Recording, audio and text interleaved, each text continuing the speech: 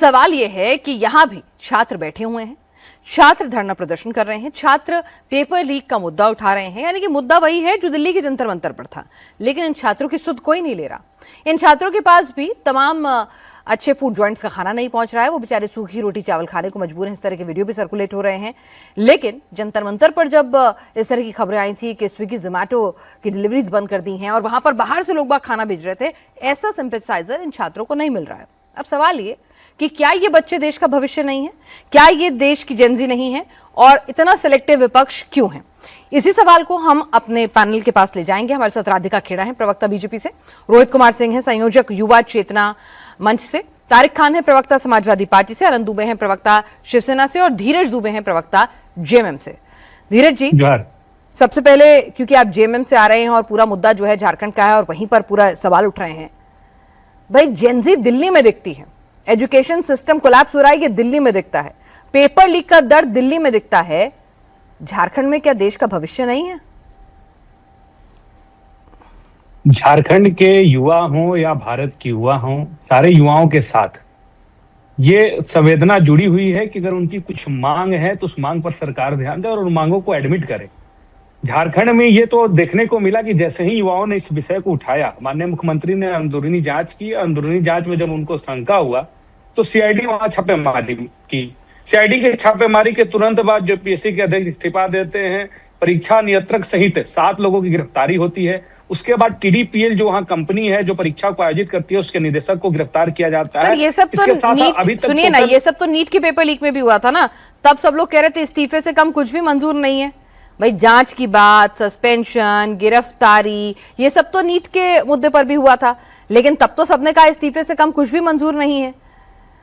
और अब जब बात आ रही है छात्रों की, तो अब आप कह रहे हैं कि इतने में संतुष्ट हो जाइए, काफी हो गया, पीठ थपथपा लीजिए। नहीं, झारखंड के युवाओं के साथ तो ये भी प्रश्न है ना कि जब यहाँ पे भारतीय जनता पार्टी की बाबूलाल मरांडी जी प्रथम मुख्यमंत्री थे, उस समय जेपीएससी 1 और 2 का घोटाला हुआ था। उस घोटाला की जांच सीबीआई को ही सौंपी गई थी। सीबीआई की सौंपी गई जांच में अभी तक कुछ भी निष्कर्ष नहीं निकला है। उसमें जो तो आप लोगों को सीबीआई से डर लगता है क्या साहब?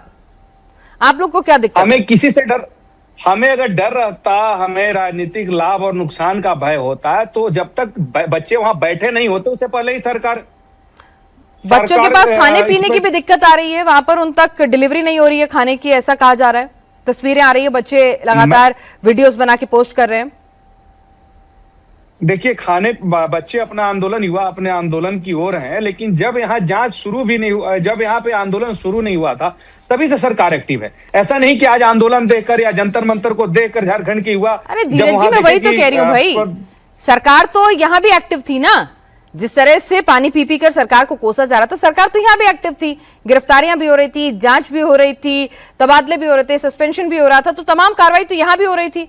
बात है कि छात्र किससे संतुष्ट होते हैं? सुनिए ना, छात्र किससे संतुष्ट होते हैं? जी, ये कोई कंपैरिजन नहीं है त्यागी जी कि पंजाब में पेपर लीक हुआ, यूपी में हुआ, मध्य प्रदेश में हुआ, झारखंड में हुआ, तो हम सरकारों पर आरोप प्रत्यारोप करेंगे। हमारा मकसद ये है कि अगर झारखंड में इस तरह की गड़बड़ियां हुई हैं, अगर कोई ऐसा धीरज जी, मैं बिल्कुल आपसे ये नहीं कह रही हूं, बैठकर मैं, आप फिर से गलत समझ गए। फिर से सुनिए धीरज जी, फिर से सुनिए सवाल। मैंने सिंपल सा आपसे सवाल ये रखा है कि भाई छात्रों की कार्रवाई किससे छात्र संतुष्ट होते हैं, किस पर उनको भरोसा? बात तो सीधा ये है ना कि जेनजी का भरोसा कायम रहे। भाई ऐसे तो है नहीं कि एक इस्तीफे से पूरा एजुकेशन सिस्टम बदल जाता है। धर्मेंद्र प्रधान जी का इस्तीफा हुआ, एक सिंबॉलिक था, छात्रों की मांग थी। सुनिए ना, छात्रों की मांग थी, है ना, पूरा विपक्ष खड़ा हुआ था उस मुद्दे को लेकर। जब यही बात झारखंड पहुंचती है तो ना तो राहुल गांधी आते हैं धरना देने, छात्रों का हक की आवाज उठाने, ना अखिलेश यादव पहुंचते हैं, ना कोई इस्तीफा होता है, ना छात्रों की मांगे पूरी होती हैं, ना उनको खाना मिलने का दर्द जो है वो साझा किया जाता है। तो ये डबल स्टैंडर्ड नहीं है तो और क्या है? अच्छी बात है कि ये चिंता जो जंतर मंतर की चिंता थी उसको आप यहाँ भी जाहिर कर रही हैं कि जंतर मंतर पर जो सहयोग दिया गया वही सहयोग झारखंड में दिया जाए। मैं आग्रह करूंगा इंडिया टीवी को कि सभी जो भी नेता थे अलग अलग पार्टियों को, उनको न्योता भेजा जाए और उनसे पूछा जाए कि आप क्यों नहीं आ रहे हैं। ठीक है ये तो झामुमो का ठीक है, प्रवक्ता तारिक साहब तो यहाँ बैठ यही के है, मैं पैनल में न्योता नहीं भेजने की बैठ जरूरत सकते, नहीं है। बोल सकता देखिए ये तो विपक्ष के डबल, हम तो नहीं, हमारा काम है सवाल इंडिया उठाना। टीवी तारिक खान साहब, अगर इसकी चिंता सर इंडिया टीवी को जिस चीज की चिंता है उसने सवाल उठा दिया, और हमारी चिंता ये है कि दर्शकों को हर पहलू सिक्के का नजर आए। ठीक है, हर पहलू सिक्के का नजर आए, अगर सिलेक्टिव अप्रोच अपनाई जा रही है तो वो भी नजर आए, और जहां जो गलती है वो सामने रखी जाए। तो ठीक है ना, यहां पर हमारे साथ तारिक खान साहब हैं। तारिक खान साहब ये कह रहे हैं कि भाई आप लोगों को खुद संज्ञान लीजिए, देखिए अगर आपको चिंता है छात्रों की आ जाइए, वो तो वेलकम कर रहे हैं झारखंड में। जाए अखिलेश जी, जाए राहुल गांधी जी, सेलेक्टिव अप्रोच ना रखें ना, आपको तो एजुकेशन सिस्टम बदलना है। क्यों? आपकी नीयत बहुत पाक साफ है। बीजेपी जाए ना, विपक्ष में है, बीजेपी नहीं जाएगी क्या? या छुट्टी मनाने से फुर्सत नहीं है, या इंस्टाग्राम पे रील बनाने से फुर्सत नहीं है? मैं कह रहा हूं, फर्क आपको समझाता हूं। एक, जब 2024 में नीट पेपर लीक हुआ तो एनटीए की डायरेक्टर साधना पराशर ने कहा था उसी वक्त 2024 कि पेपर लीक नहीं, और कहा किसी तरीके का कोई पेपर लीक नहीं हुआ, जो सोशल मीडिया पे पेपर चल रहा है वो सब फर्जी है और किसी तरीके का पेपर लीक नहीं हुआ। ये 2024 में पेपर लीक होने के 2 दिन बाद का स्टेटमेंट। आज झारखंड में किसी का इस्तीफा लिया गया है, जांच बैठी है, काम हो रहा है, ये फर्क है, नियत का फर्क है। मैं क्लियर कट बता रहा हूं, पहला पेपर 24 में ही लीक हो गया था, तभी एनटीए बैठ के कह रहा था कि कोई पेपर ही नहीं लीक हुआ।